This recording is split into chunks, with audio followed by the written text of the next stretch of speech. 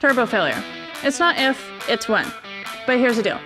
Understanding why it happens can help save you the headache and even some cash in the long run. I'm Megan with S&M Diesel, and this is Just the Tip. A turbo is built to handle a ton of heat and pressure, but just like any hardworking part, it has a lifespan. Normal wear and tear will eventually catch up. Premature failure, though, is often on the driver. Oil starvation, dirty filters, or other neglected systems can send your turbo to an early grave. If your turbo bites the dust, don't worry. You don't have to break the bank on a high-performance upgrade. But if you've ever thought about getting more power out of your truck, replacing a failed turbo is the perfect excuse to go bigger. You might be asking why.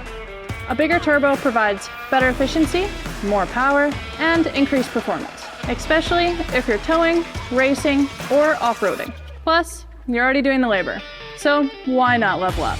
So whether you stay stock or go big, take care of your turbo and it'll take care of you. Need help choosing the right setup? You know exactly where to find us.